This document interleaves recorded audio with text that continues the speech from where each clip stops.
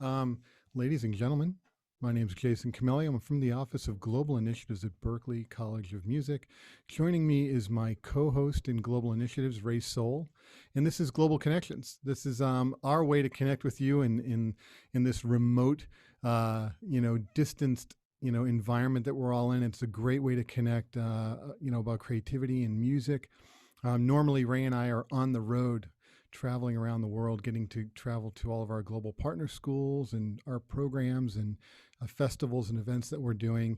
But in lieu of that, we've been running this session now for, it's been almost 6 months. And we've had some amazing, opportunities to connect with renowned artists and educators. And today, for this edition of Global Connections, we are, I think, reaching a much higher level. This is going to be a very, very cool session. Just some rules of the road. For those of you, we've all been doing Zoom now for months, so we're pretty cool with this. The session's being recorded. We're going to make it available. We're going to push it up online so that you can go and check it out later. I'm absolutely certain there will be information shared today and discussions and questions that you're going to want to go back and check out. And we'll make that available. Keep yourself on mute as you are now until we get to the Q&A section. As you have thoughts and ideas, and you have questions, feel free to drop them in the chat, and then our guests will get to them as we go forward into the session. This is, for all of us as performing musicians, as writers, as producers, right now is probably the most interesting time in our careers because we can't readily get together in the same room and collaborate, whether it be just jamming or working on music, being on tour, working in a recording studio, or having to find new ways to do this. And that's why I asked our guests to join us today, because the project that they have released is, for me, a really interesting example of what global remote collaboration looks like with renowned artists and delivering music at a world class level, like incredible level.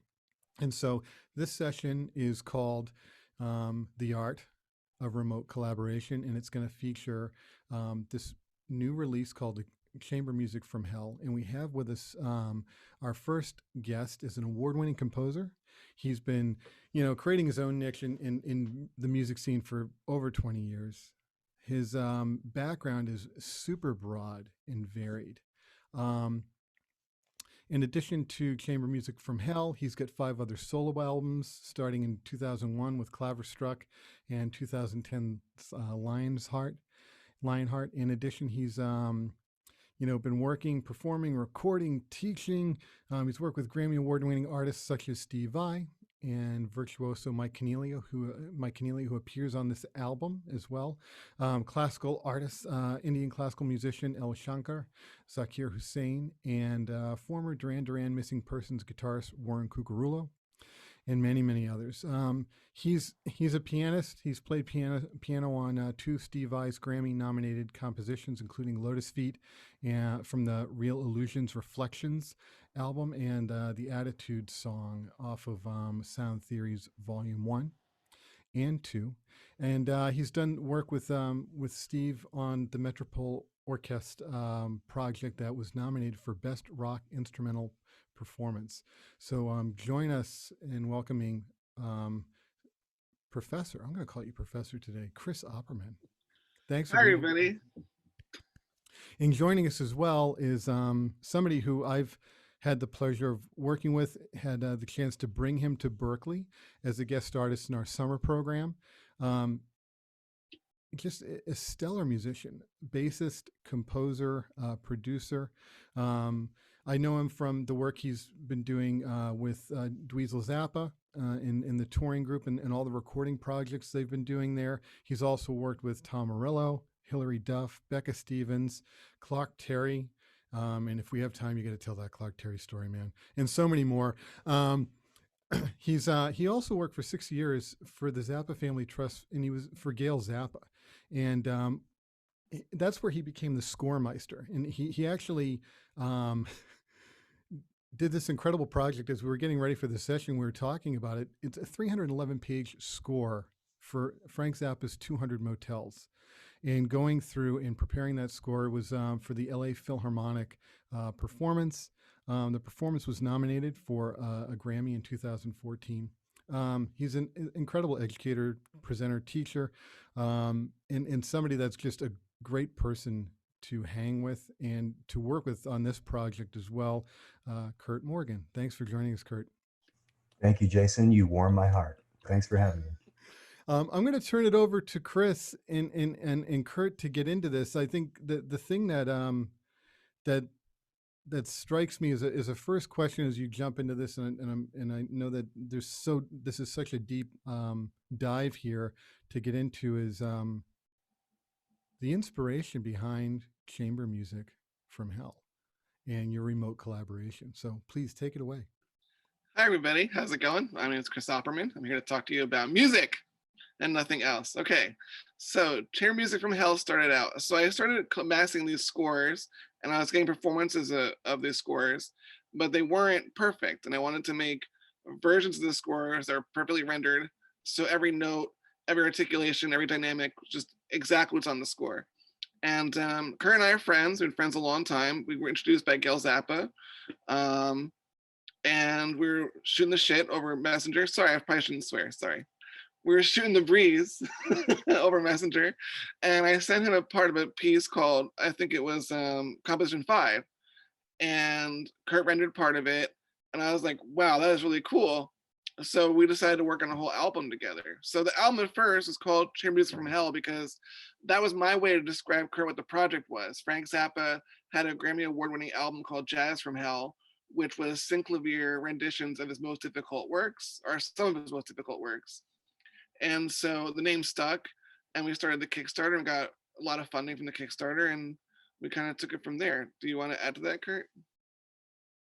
That sounds completely accurate to me. I'm having like I'm at that time you're talking about. I was working at the Zappa house doing that score that Jason mentioned. So it's interesting for me to think back on it now and where we are, where we are at this point, because those things that I was working on at that time were basically training for me to do this record. Every bit, all working with scores, notation programs, rendering those with electronic instruments, all of that was happening, and I was basically practicing and honing those skills for this project. It all came into play, and fascinating to think about right now, but that's how it went. Yeah. And as we were working, the story of the album didn't have a story at first. It was just a concept. We were going to make computerized renditions of these hard scores. And then as we were talking about philosophy and stuff like that, we kind of came up with this idea to have a story that would be the thread that the album would go through. So we came up with the character of the Lonely AI, and he goes on his journey. And I'll let Kurt talk about that too. Yeah, before this presentation started, we were chatting about the isolation element of the title of this presentation, and the different directions that we could go with that topic. And one of the things that occurred to me was that isolation is embedded into the storyline, and I think you can feel it in the music itself. There's a starkness, a quality, a lot of moments of that kind of reflective loneliness. So, and that's the kind of main character, if I am getting it right, that you're following throughout. It's the thread, the narrative that runs through everything and ties this together.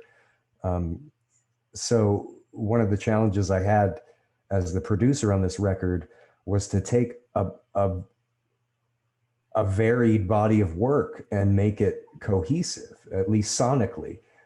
It all came from the same person, and immediately when I heard it, I knew that each composition was beautiful on its own.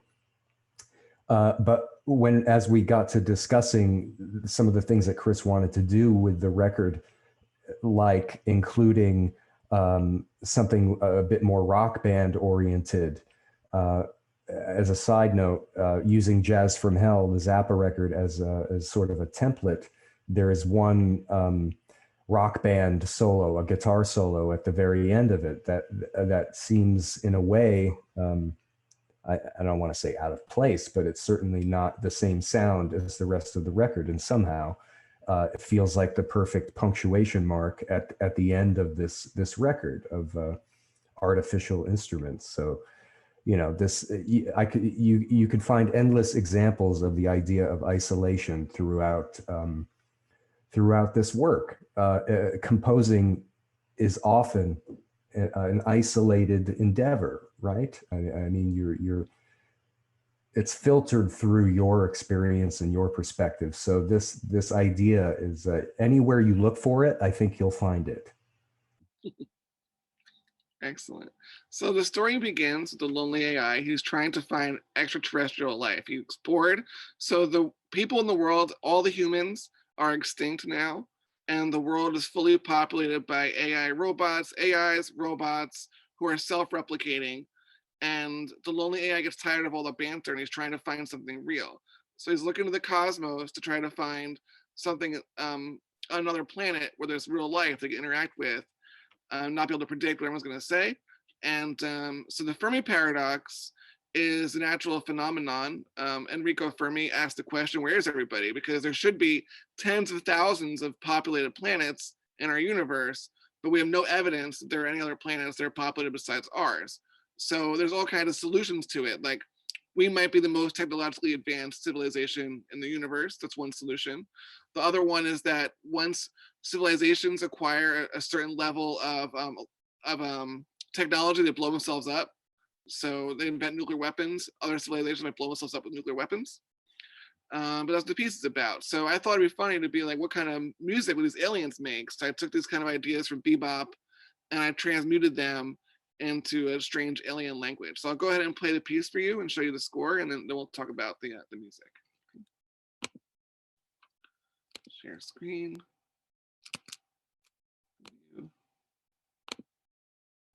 All right, go back to the top. All right, I'll play this song. Oh, no, I gotta share my computer sound. I do this all the time. Sorry. Share computer sound. Very good.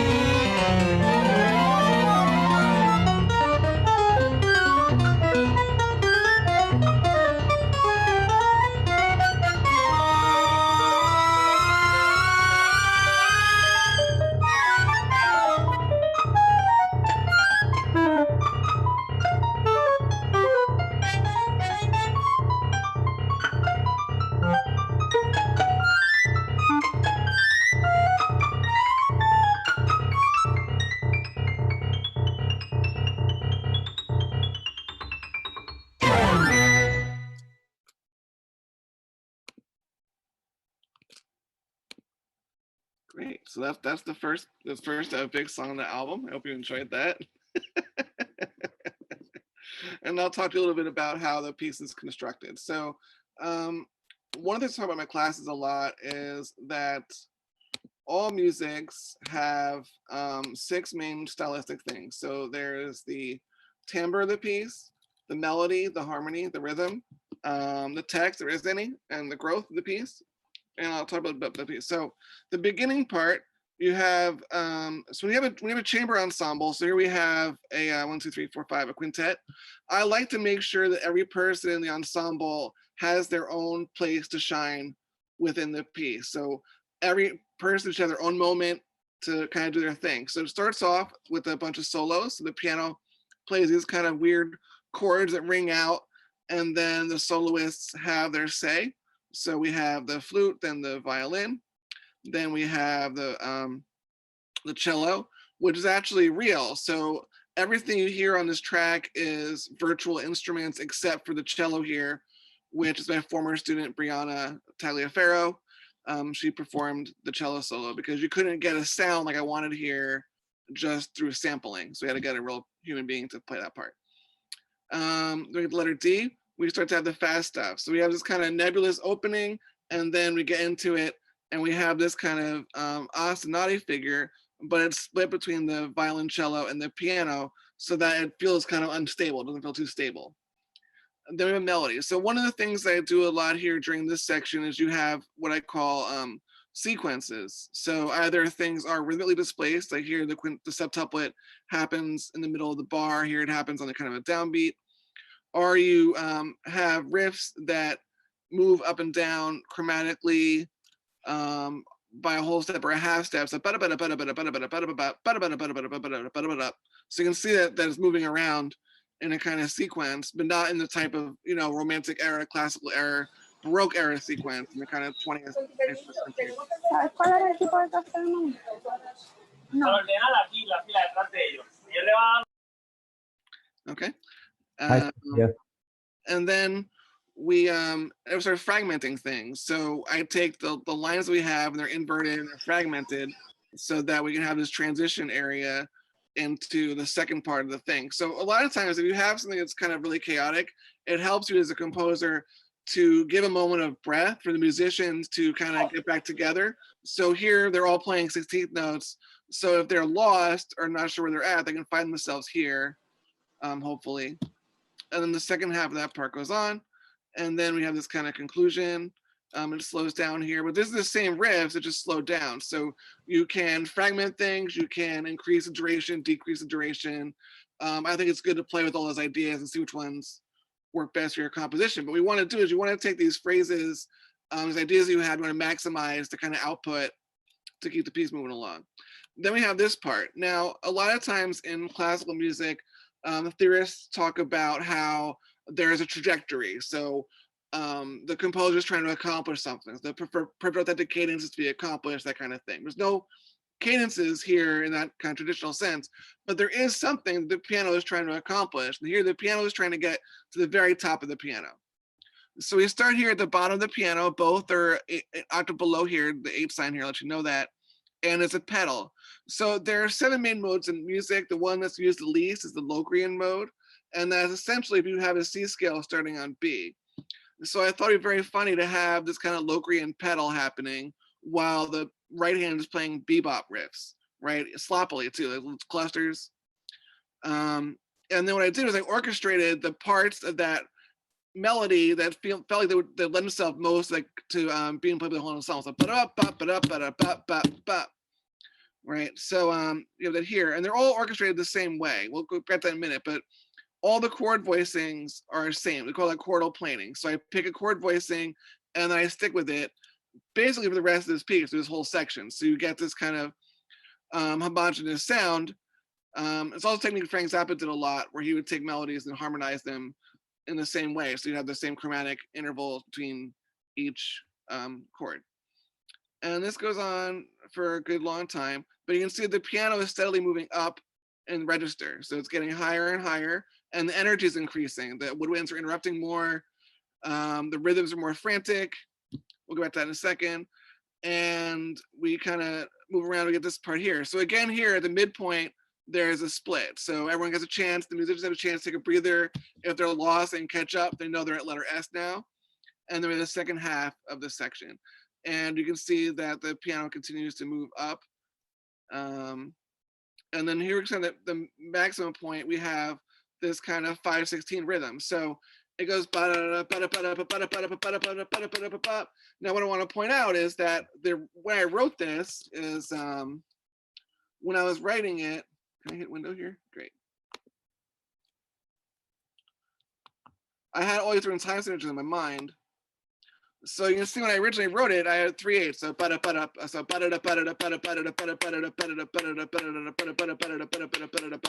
now, if you try to play that with musicians, it's gonna be really hard. The conductor, everyone's gonna watch the conductor and not watching the music, and you might not really get the result that you want, right? So it's better to just, if it's this complicated with this kind of time signature action, here's what I'm talking about.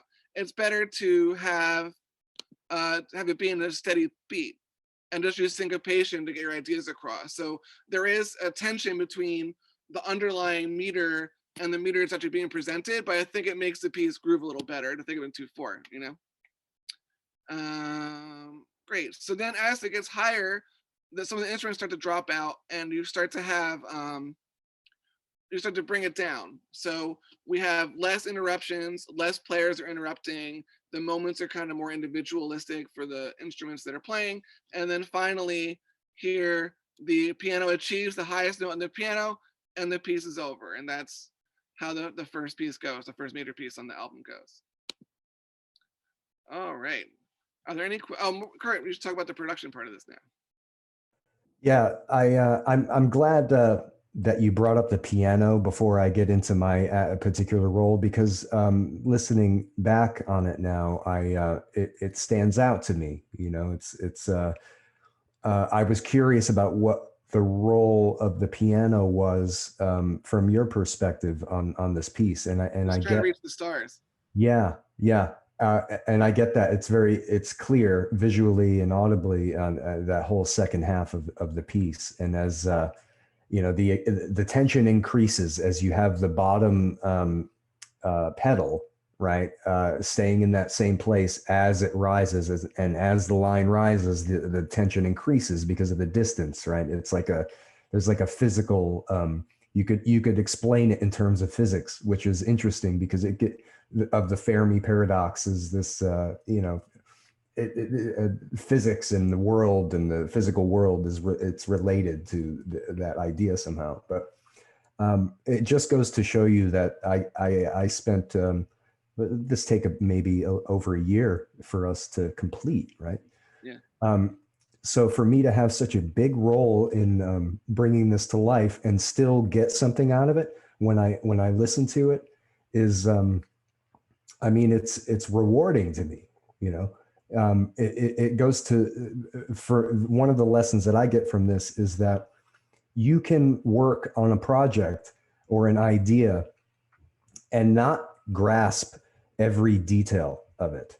You know, it's kind of like life. If you were to take the approach that you can't do anything without understanding it fully, I don't know if we would do anything. I don't know if we could actually take a step forward.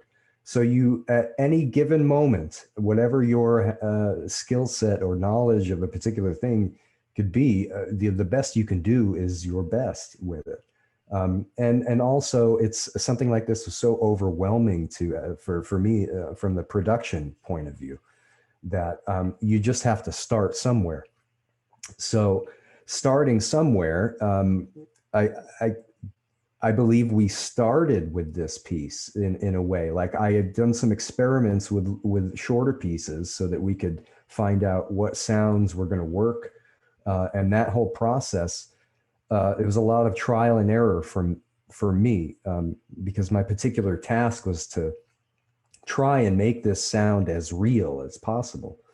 And there are a lot of, I found that there are so many different parameters that go into what makes a performance sound real and human.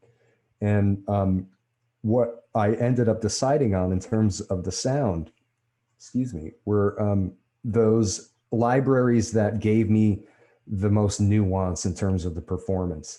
If I were to go through every sample library that I had available to me and listened to the quality, the sound quality of every sample, in a lot of cases, I didn't go with those sounds, because what I liked better and what I thought worked better were those libraries that sounded expressive.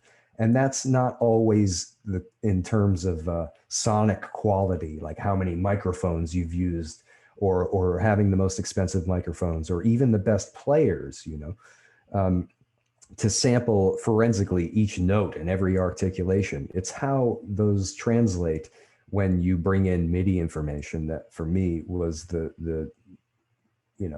thing I ended up going with. So on this particular track, the sound of the piano was such an important thing sonically, and this also happens in the cribbage variations, where there is kind of it's the bass instrument. It often provides the lowest tonal information in the piece, and it's rhythmic. It has to have an attack to it. It has to have a lot of body, clarity. It's such a focal point of this piece that it took me a few attempts to find the right piano sound. I changed it so many times that I have to think about which one I ended up going with. All I know is that the result works, and I believe what the piano that I ended up choosing for this was from a company called Sonic Couture. The Hammersmith piano it's basically a forensic sample library of one of those MIDI Yamaha grand pianos. So they had the ability in that session, when they were sampling it, to control the precise velocity of every sample. So you get the dynamics of that particular library is kind of more than the other ones that I have. There might be some other libraries for me with piano that have more of a character to them, but this I felt was appropriate in terms of the clarity of the sound, the range that I could get out of it in terms of dynamics, because dynamics would be one of those parameters that, if you are sensitive to it and draw the right velocities and things like that, you can get a natural sounding performance out of it. So that was huge. Once I decided on the piano, I could then approach selecting the right sounds for the woodwinds and strings. And for that piece, and the majority of the record, when it comes to the wind instruments, some of the strings, certainly the brass, I ended up using Note Performer by Wallander Instruments. And that is it might not be, if you're familiar with this whole world, it might not be the first choice that you would kind of come up with, because it's relatively inexpensive compared to other libraries out there. But what it does, it excels at taking, let's say a score. It translates musical symbols into performances very, very well. There's kind of a artificial intelligence running behind the scenes that will, if you have a Sibelius or a Finale file, it will read this and translate hairpin dynamics, articulations in a very natural, seamless sounding way. And that gave me really great performances for a lot of this stuff. So when you hear woodwind instruments throughout this entire record, it's primarily the library from Note Performer, which is a sample library and a bit of software under the hood that helps you get that result. And it's really easy to use. That's another thing. You can get so bogged down by the detail that you would have to draw every articulation, and in music this dense, it can really make a huge difference to have something that works quickly and gives you the results that you want. So, you know, I found out the hard way and by trial and error, but sometimes that's really the only way to do it. So yeah, there you go. That's my basic approach for this whole record. Excellent. So the next song I want to talk about is a piece called "Are We Living in a Computer Simulation?" which is kind of almost at the heart of the project, right? So we replaced all the people on the musicians, all the music people with robots, but now we're going to have a song about robots played entirely by people. So this is my first rock composition that I wrote in a long, long time. So I'm going to show you the score. Now, when you have expert musicians, you can do things and really trust them, right? So a lot of music is about trust. It's about how much you trust your players. And if you trust your players absolutely, you can do something like this, where you have an algorithm, and the algorithm is the piece, and then the musicians have to figure out how to deal with the algorithm, right? So this is the score for the piece. You'll notice that it just has a bunch of notes. It doesn't have a time signature after the first 4 bars. So we introduce the pitches that are going to be the basis of the background. So B flat, A, C, F, E natural, A, G, D. So we're kind of signaling B flat, but it's not specified. The musicians can choose to reinterpret that music in whatever key they want to. Kurt in this instance chose B flat Lydian. But the musicians kind of deal with it. Now, what's fun about this is that I wanted to combine some of Frank Zappa's sound world with a guitar solo and that kind of sound world with messiaens and kind of resonance ideas about rhythm. So the way this operates is here we call it isorhythmic motet. So we have a certain number of pitches. So 1, 2, 3, 4, 5, 6, 7, 8, 9 pitches. And then a table of rhythms that has less or more than 9 pitches. And the way the piece works is it tables through these rhythms until it repeats. So for a minute, you get every possible permutation of these rhythms and pitches. So you can see with 8th note, quarter, so quarter rest, 8th note, quarter, quarter, quarter, quarter, quarter, 8th note, half note. But there's more there because it doesn't repeat until here. So we also have a dotted quarter and a half note, a quarter, an eighth, and a half note. I wanted to pick a mix of longer rhythms and shorter rhythms so that they would kind of push and pull against the accompaniment. But then it's up to the musicians to decide, like, how are they going to interpret this music? So I think Kurt and Mike Keneally and Ryan Brown did a fantastic job. I fully trust them, but it's interesting as a composer to try to let go of things. So in this sense, I let go of a lot to see what the musicians could come up with. And here's what they've got. And so I'll play this song for you while you look at the score. Here we go.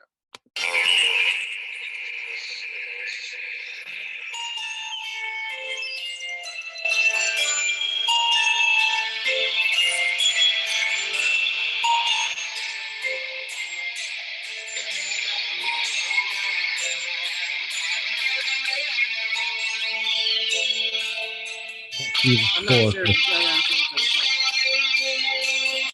My most profuse apologies. Made it half an hour to mess that up. Okay, I'm going to share the screen and then play the song.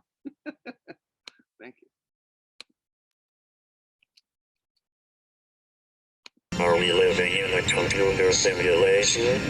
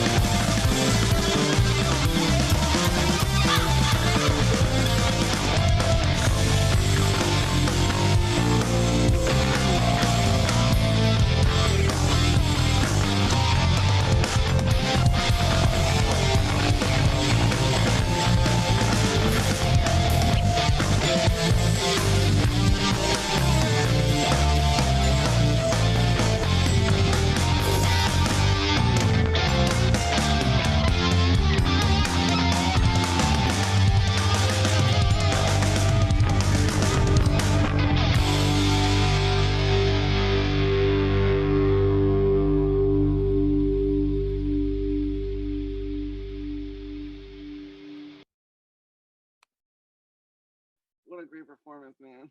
Oh man, it's such It still gives me chills.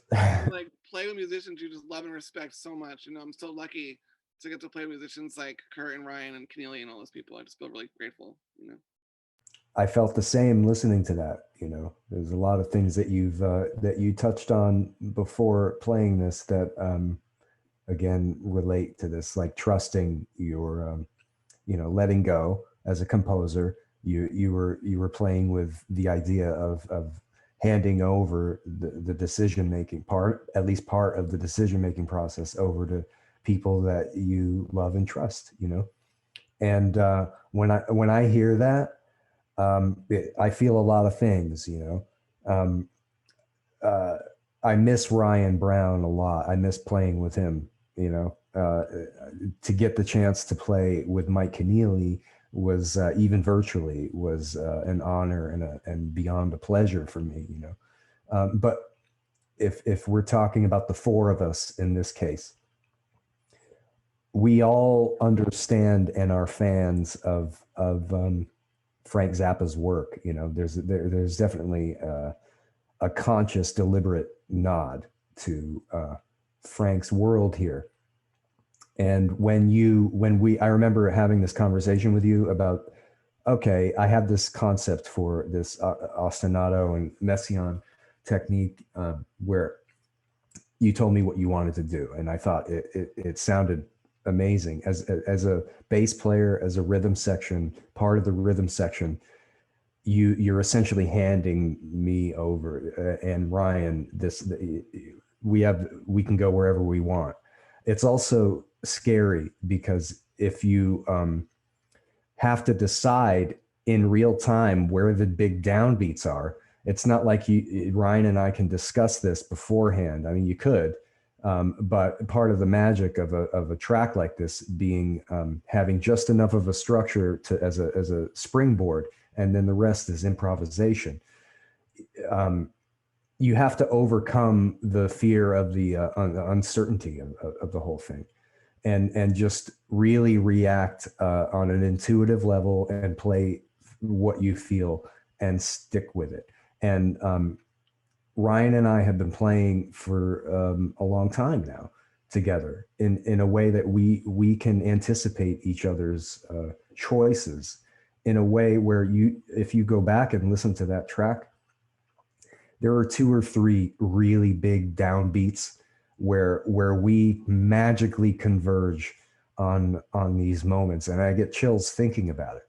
But this is the kind of thing that you hope for in an improvised performance.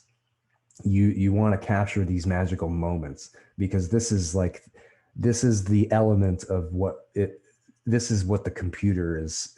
It's not there yet, this is the human element. When you say the heart of this record, there's a deliberate human element, and you gave us a vehicle to actually be more human, ultra human, where okay, there's no net, there's like a basic set of guidelines, and the rest is up to you to sort it out. So trust is a huge part of that.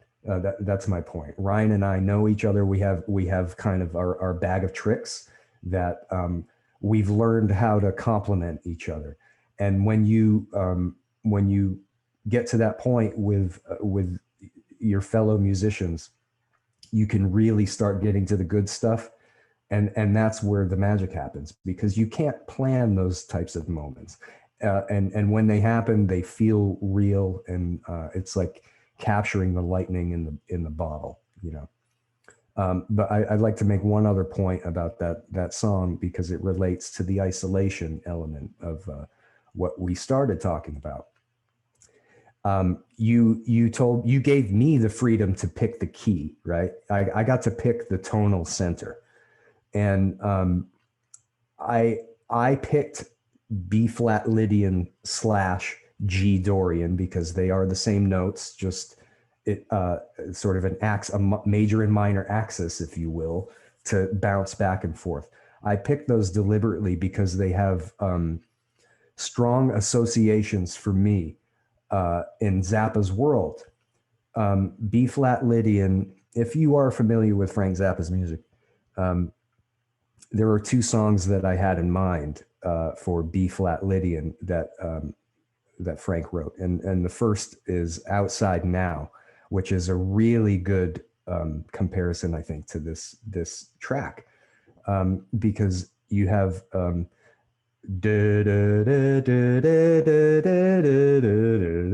ostinato that repeats throughout the whole piece. So you have that sense of a static environment, particular type of melancholy to it.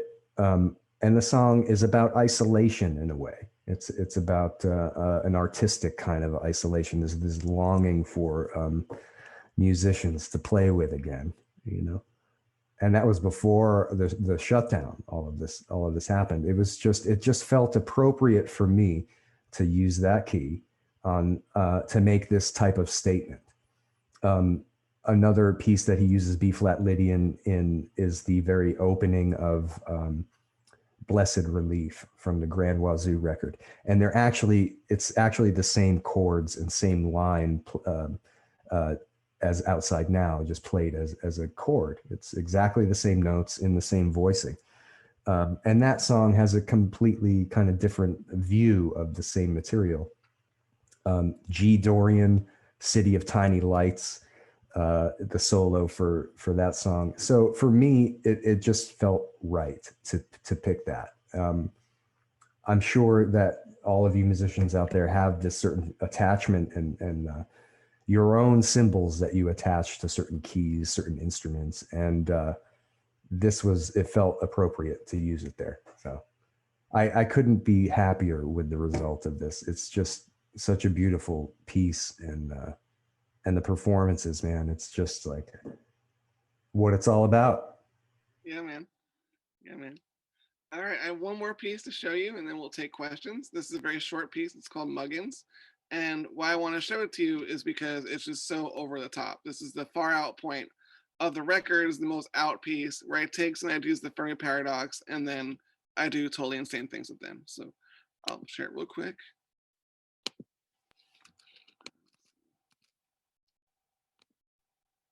Here we go.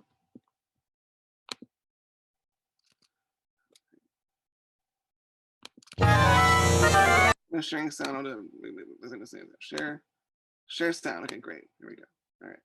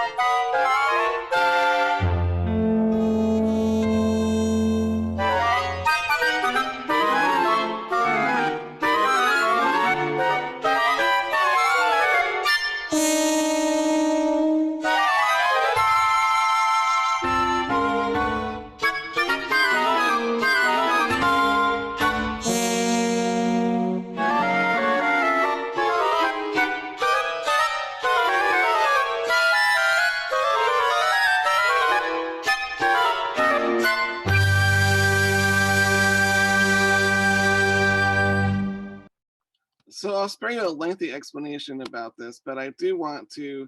So as a composer, I'm always trying to figure out ways to make things even cooler and more interesting. So the Cribbage Variations is a set of 15 variations based on the tone row from Webern's Concerto for 9 instruments that was inspired by an email I got from Scott Tunis about how he wanted that piece to be longer, but no one took the commission. So I made this piece. And then, so what's going on here is I like the chordal planing thing that I did in the Fermi paradox, but I felt like it could have moved somewhere. It never moved anywhere in terms of I picked the chord voicing, that was it.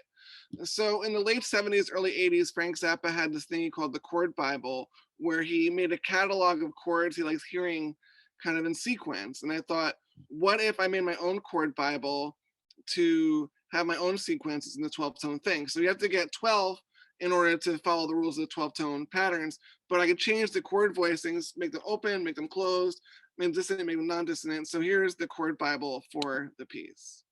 I gotta share the screen for you to see that.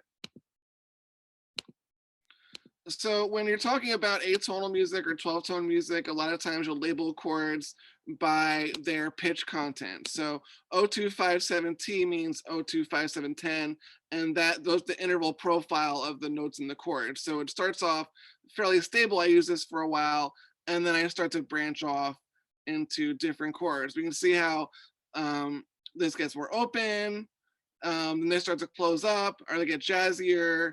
And then here at the end, I get everyone's on the same note. And these are the measures where they start to happen. But this kind of pre-compositional thinking is a lot of fun and can get really great results. So one of the other things that I did was the Cribbage variations. 15 is an important number. So I made a table of numbers of unique integers that equal 15 when you add them together. So 2 plus 3 plus 7 plus, I don't know. I had a table of it and worked really well. In today's episode, Opperman can't count to 15. But that's the basic idea of how that piece came together. But I was really happy with the result. It's just so out of control. And it still feels cohesive though. It still feels like there's some kind of logic, internal logic happening, but not in terms of like a classical tradition thing, in terms of like kind of 21st century compositional style. All right, Kurt, take it away. Amazing. Yeah, I was like, you made it to 12, buddy. You got one more. All right. Listening to that from a productions point of view, I remembered that is Jason Camilio playing trombone throughout this. Oh yeah, I forgot to mention that. Jason plays trombone. There's no fake trombone in the whole album. It's all Jason. It's true, except for like one moment where the file, like I for some reason I didn't have this one. There was like 2 bars in there. So Jason, I'll point it out later. But the fact that no one's brought it up to me is pretty good. So as I just brought up, Jason is playing the trombone parts throughout the entirety of the cribbage variations. So, you know, I needed to make sure that there was that it was going to blend with computerized instruments, and I'm amazed at how well it came out. It's just the performance wise. First, you have to hand it to Jason to even taking on this kind of a challenge where he's surrounded by a robot band and he's the only fleshy in there. It's an amazing performance, Jason. It's really difficult music to play, and the fact that it ended up working out in the end is I'm proud of it. You know. So that was a real challenge. I don't think there's a real need to get into the real details of technically how I did that, but a lot of it is I approached this as I wanted the instruments as dry as I could to start with, in terms of no reverb, no ambience, because I needed control of the space that they all played in together.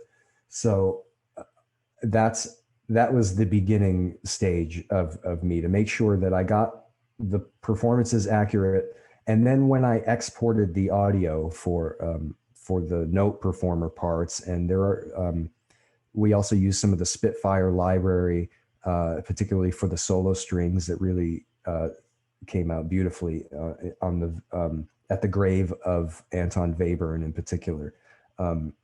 That library came in really handy, but I export those files dry with no reverb, and then I start to move them around and experiment with depth and amounts of reverb. So if you, for example, once I would set the levels and get the volume balance right, I would place them in the stereo field. So while I could have gotten creative and had instruments moving around, I felt that those types of moments, particularly in a piece like the cribbage variations, it's dense. The texture is, you have 9 instruments. I wanted you to be able to hear them. So they kind of had to stay put for me. So once I got the arrangement of the seating, I'm imagining a seating arrangement in my head of you looking at a stage and the instruments are placed in this kind of way. So again, the piano served as the bass voice. There's trombone in there that carries some of the low notes, but in terms of the actual bass voice, it felt like the piano was performing that role most of the time. So I needed building the mix from the bottom up. The piano had to have the most amount of low end, like in order to achieve that effect. Like I couldn't have a trombone with more bass than the piano who's playing the bass line. So you have to kind of put these instruments in a particular order that relates to their role in the music. So you really, it helps that I'm a composer and I study music theory and Chris and I we have similar tastes when it comes to music. So it definitely was helpful in this way. So anyway, the what you heard is the end result of that whole process, where gradually things start to fall into the right place, and you can say, all right, the piano really sounds great now. I can build around it, and as long as you stay focused as to what the important foreground elements are, then you can accomplish these like kind of monumental tasks. You just have to step back a lot because often, I'm sure you're familiar with this, when you're producing your own music or writing your own music, we get so close to it that it's hard to, you sort of lose a perspective if you don't step back, if you don't give your ears a break, if you don't question what is the music trying to accomplish at this moment in time. If I'm forcing my particular taste or a technique on a certain moment or a situation, it's sort of at the expense of the music. So it's good to be aware of these things as when you're producing music, but you have to be aware of certain hats and roles that you need to wear at different times. But always the idea, you're trying to make the idea come through. And you have to know what that idea is, have a pretty good idea of what they're trying to get across and what element is more important at any given time. And as long as you can perceive those things clearly, you have a chance of getting the message that the composer wants to give you. Really big challenge. The cribbage variations is to me, that is, if computer simulation is the heart of the piece from a human standpoint, this is like the composer moment. This is the heart of the actual music to me. So I had to get it right. Thank you so much. All right, Jason, I think we're ready for questions. Yeah, I think this is it's for folks that are getting the opportunity to check out the music, to hear some of the thinking that's gone into this. This is to a degree it's surface level.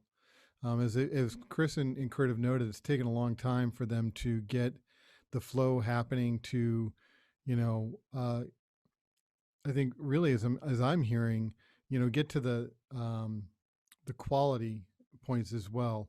But I think let's jump into questions and see what folks are thinking. You can feel free to unmute. Elvin, or excuse me, Ernesto, you dropped a question into the chat, but feel free to unmute yourself and ask away, and that way you can have a conversation with our guests. Hello, guys. Thank you. I was particularly curious about about that song, Are We Living in a Computer Simulation? Are all those live musicians? Yep. Oh, okay. So it's a mix and match between technology and live players. Well, that's the only piece that's all live players. Oh, okay. There's two other pieces. There's a solo trombone piece that Jason plays. Yeah. We edit with the computers, but it's a real person. And the 144,000 is also me just playing the piano, but most of the album is computerized stuff. But what's cool about this piece is we're going to actually release the algorithm and also the bass drum keyboard tracks so other people can record their own solos over that accompaniment and learn to kind of play in that kind of paradigm in a kind of controlled environment. So music students can hopefully be inspired to step up their solo games. This is amazing, man. Great job. Thank you very much. Thank you, Ernesto. Thank you. Thank you, Ernesto. I have some more detail to add to that about the way we recorded that, and what you heard in that track is it's a complete take all the way through with Ryan and I. There are moments where it's edited in terms of things got, like I moved things to get it kind of tighter because I felt that's a stylistic decision. It's a lot of people don't like the sound of a heavily edited drum take right to the grid or a bass take, and I didn't do that with every note.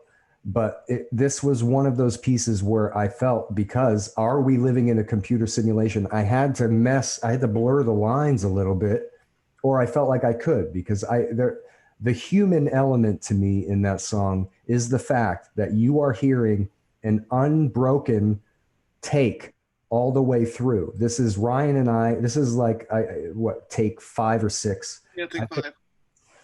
We ended up doing 6 takes of that, which also is why we're pursuing releasing another EP of that song, because there are other takes that we did.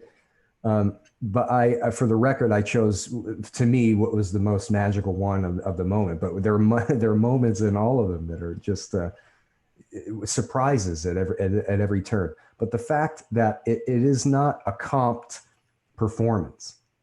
There, rhythmically, I tightened things up where it needed to be, because you're just going for it in the moment. You're going to kind of flub things here and there.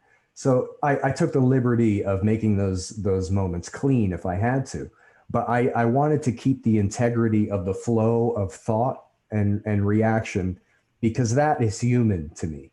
Those real-time decisions are a huge part of what gives it that kind of quality to me.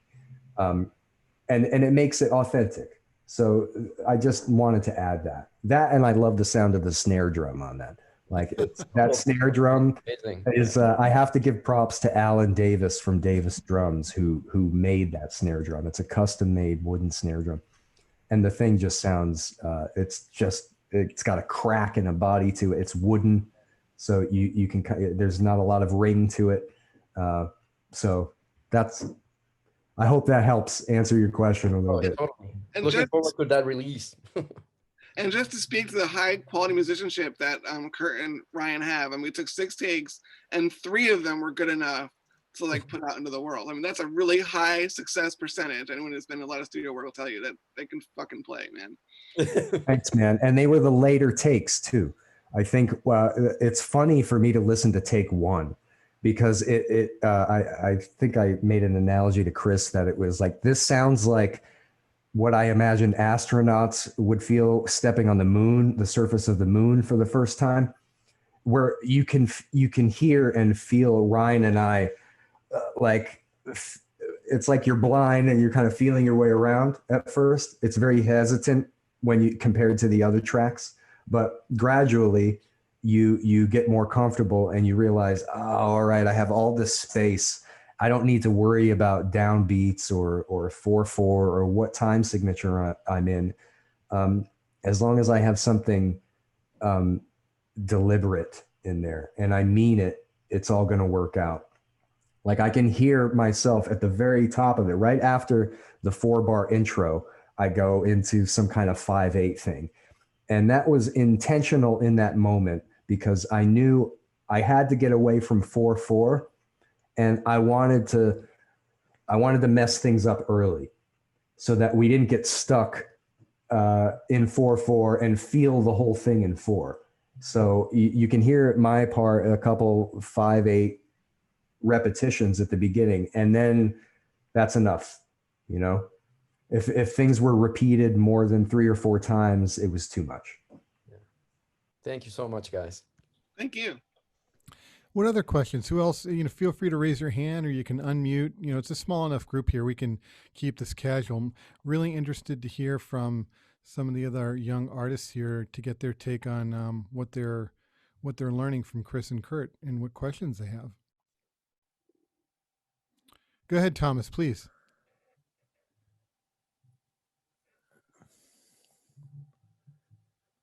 Thomas, we can hear you, man. 1 second, just trying to sort out a mic problem. Can you hear me? We can hear you great. Brilliant. So first off, major congratulations to Chris and Kurt for this album. I mean, this is really, what a record. In many ways, it feels like the worthiest successor to Zappa's Civilization Phase 3 that's been released since. I had some questions regarding the overall structure of the album, considering that these pieces come from so many different time periods of your life. Chris, like stuff that you wrote when you were in Berklee, stuff that you wrote while you were doing your PhD. Like how did you guys take all these disparate pieces that are all incredible on their own and manage to make this coherent narrative out of it? Like, what was the process behind it? Well, I think building the narrative really helped. Once we had a story and then we could see where the pieces fit inside the story, I think that really helped make it cohesive. But in terms of being solidly cohesive, I mean, that really Kurt did an amazing job, because you have chair music pieces, you have rock and roll pieces, like the Black Ball is a straight up banger. It's incredible, yeah. And Kurt really made it all sound like it all fit in the same world, this post-apocalyptic, world. So yeah, Kurt did a great job with the sonic structure. Yeah, the integration of the trombone is crazy. Like, I hadn't even noticed that. Like, it's amazing how seamless the integration of a live trombone actually works with the electronic instruments. So once you had this, monster, I was like, I remember when he sent me the track, I was like, I can't believe you played with the robots, and like, you were perfect. Yeah, yeah, that is quite a challenging endeavor, and the end result is just absolutely mind blowing. But yeah, I'm just amazed at how, considering that these pieces were all meant to stand on their own, at first, that you managed to make this incredible narrative and mind-blowing epic concept album out of it. I mean, it's quite a feat. If you didn't know that all these pieces were composed separately and at different time periods, you could really believe that they were all written for the purpose of this album. Thank you. Thank you for that, Thomas. I have a couple things to add to it. It's really a thrill to hear you say that those things sound cohesive, and the fact that you didn't notice it was a Jason playing trombone is a huge compliment to me. But from a technical point of view, I'd like to say a couple things about how I approached making that happen, getting that feeling of it being cohesive. There are some kind of technical things that suggestions that I have. If some of you out there have a similar challenge like this, is when you the narrative certainly helps. You have a storyline, and within that storyline, you have climaxes and key points. And a climax can be any parameter that reaches its highest or lowest point. So volume is one of those elements when it comes to producing something. So that being said, I knew that the Black Ball and Are We Living in a Computer Simulation, being that they were rock band format, were probably most likely going to have the most excitement in terms of volume, but it couldn't be so loud that it dwarfs the dynamics of all of the chamber music. So I had to find technically a happy medium I had to make sure that the chamber pieces were loud enough that they could stand next to something like the Black Ball, which is just a prog rock juggernaut, you know. It's like a zombie, a Frankenstein monster kind of piece, which the story behind how we wrote it is fun too. But it started with Ryan making his drum part and the form. He chose the tempo, and the time signatures, but we had no pitch information, no ideas for that. I laid my bass track down on top of that. It was like a chain letter, like it was inspired by the parlor game that they used to apparently play during in Paris during the Surrealist times, like called An Exquisite Corpse, where you would draw a portion of a picture and fold it and hand it off and fold it in such a way that you covered most of it but left a portion of it and handed it off to the next person. They would continue it. They don't even know what they're making. And then you'd keep that process going and pass it around. And then when you get the result, you're like, oh, wow, what is that? That's the Black Ball. Right. But in terms of volume, that to me is probably the most in your face sonically moment of the record. So if that is the top of the mountain, nothing's going to be louder than that. And if it is, you've done a disservice to it. So you have to take the whole as once you can see it and really start to make notes about, because it's going to give those moments more impact. If I brought up the volume in Four No More, which is 3 instruments, to the level of Black Ball, something would be wrong. You know, you'd probably be completely, your ears would be exhausted by the time you got to the Black Ball, and then it wouldn't have the same effect. It wouldn't knock you out. And if it was too quiet, it would make all of that chamber music sound wimpy, you know? Yeah. So my advice for any project like that is try to zoom out as much as you can. Get in there and do the details and all of the fine detail work, but always zoom back out and look at it from a whole, in a timeline from the beginning to the end. And it'll basically write itself and tell you what needs to happen. And that's it. Just to jump in on that, Kurt, because this is a really interesting thing you're pointing out before we get to another question, a great question that came in from Daniel. Do you listen to music in the way that you just described, the way you are writing or producing a project? It's an interesting question. I personally, I majored in music theory and composition. All right, like I have I love to know the mechanics of how music works from like a scientific experimental point of view. You know, they're the tools, but I have a real aversion toward things that are presented to me as ultra intellectual. Now, I consider myself a reasonably intelligent guy. Like I can hang with like the lingo, but I like to laugh, and I like rock and roll, and I like things like funk, you know, that hit you on a visceral level, instead of so much analytical in the brain. There's always time for that. It's fabulous. But if it isn't balanced with this other thing of just letting go and stop the analysis as the music is hitting me, particularly on the first listen of a piece of music for me, I try to turn that part off. Not completely, because there are going to be moments that stand out and go, whoa, I need to go back to that. But as the music is happening, I want it to wash over me like a bath. And I just want to feel it. And I don't want my brain to get in the way and start labeling everyone's mental condition, you know? It just keeps me from enjoying the music. And I think it's really, really important to me to never, ever lose track of that.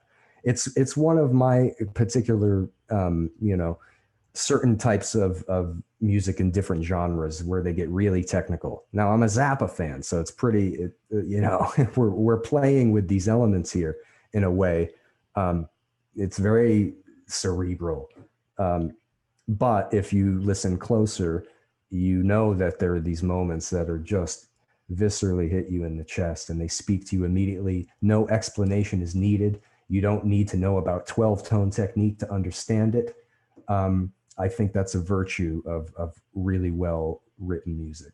I think people should just be able to get on board and enjoy it without knowing what the hell is going on. Dig. That's great. That is a great message to share. I really, really appreciate that.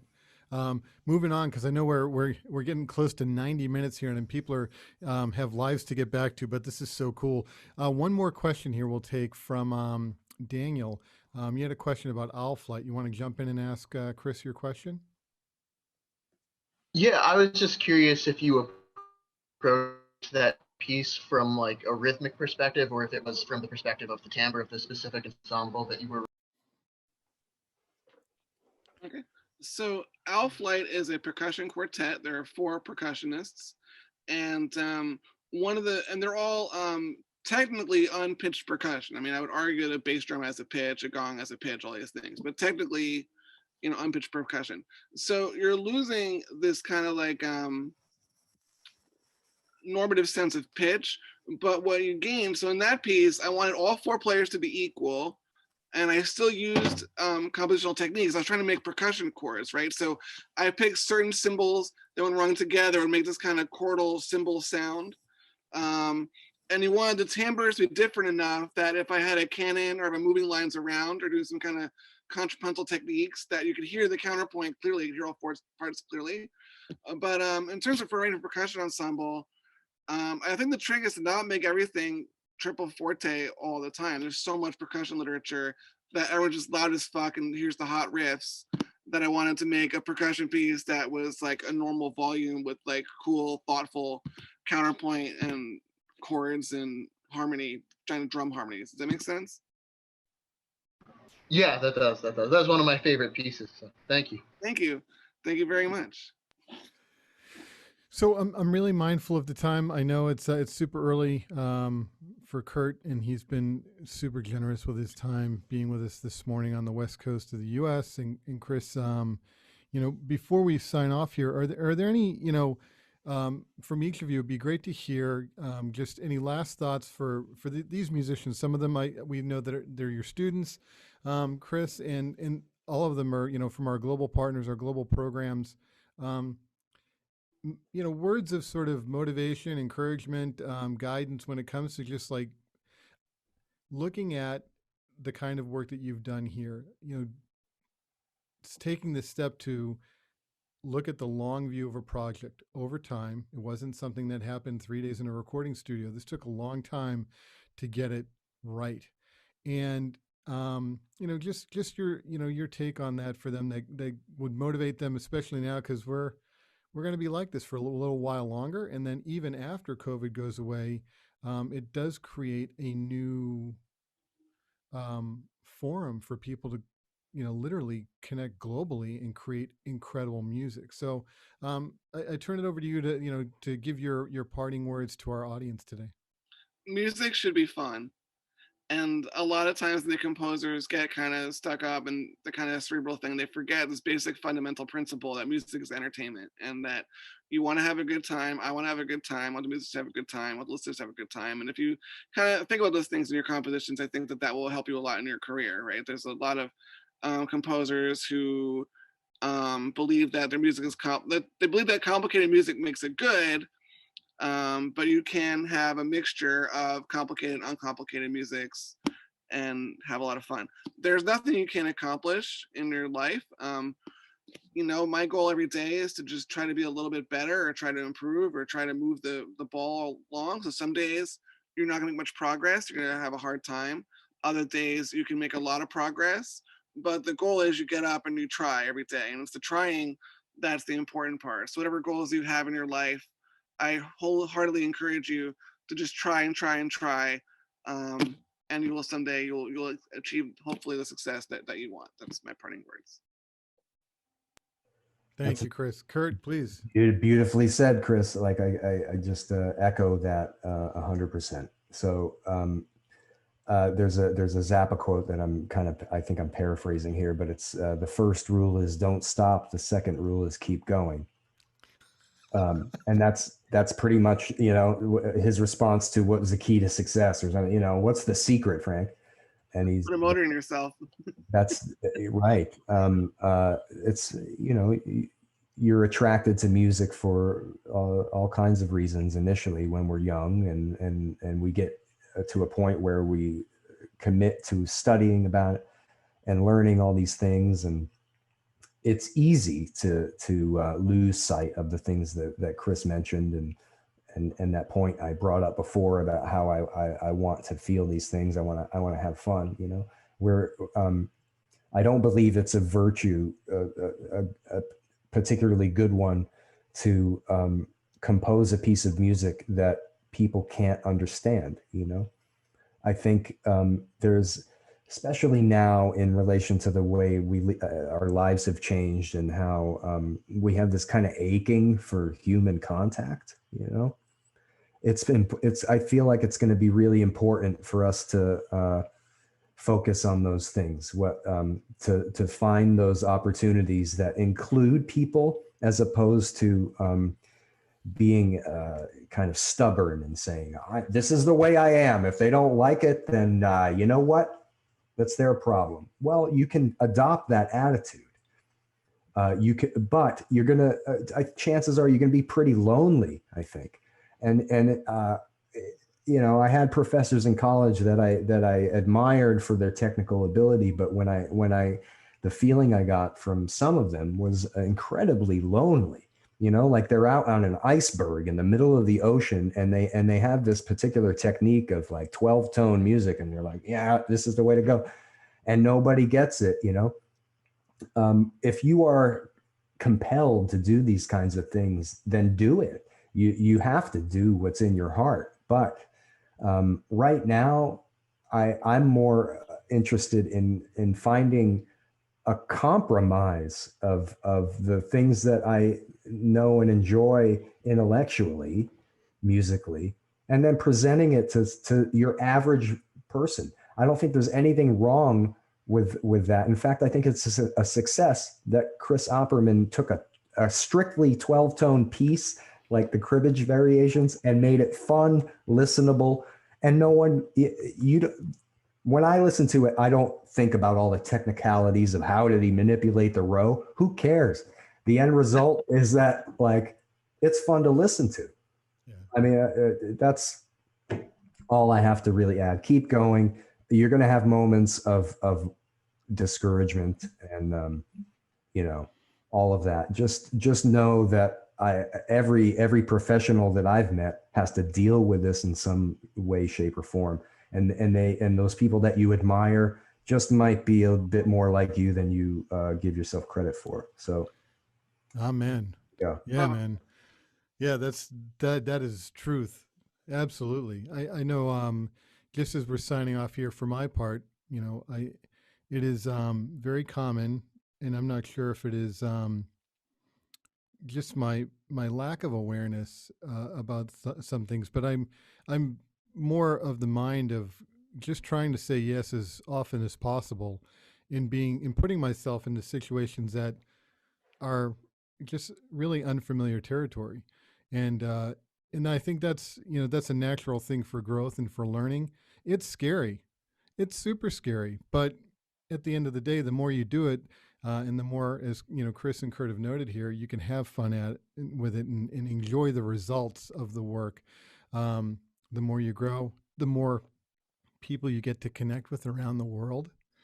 I know in this case, it was a poke, I think, to you, Chris, saying you should put more trombones on that, or something like that. It was like a social media post. It was something completely bizarre and obscure, and you responded and said, well, you want to give it a try, and that's how I'm incredibly appreciative to have been able to play your music. It is this recording. For those of you that haven't had a chance to check it out, please go to Chris's website, go to Kurt's website, listen to their music. It's stunning. and then go do it. Go share your music, share your voice, connect with your colleagues and your friends. Expand your audience of collaborators, and be fearless about it, because that's the gig. As creative people, as musicians. So, Chris, Kurt, truly appreciate you being here today. This was a fantastic session. Everybody that joined us today, we really appreciate you being here, and we wish you all the best. Please stay healthy, stay safe, keep being creative, keep staying connected with one another, and we'll see you at the next Global Connections session. We put Chris and Kurt's websites in here. Yeah, Harvey, more trombones, man. Dig. And then you should definitely go and check out their music. Follow them on social media. And then tonight, Ray and I will be back. We've got Oscar Stagnero. Talk about bassists. It's like a bass scene today. Bassist Oscar Stagnero, and he's going to be speaking with renowned bassist Oscar De Leon, and a Berklee Latino Latin Music Studies presentation of edition of Global Connection. So, all the best to everybody. Peace. Be well.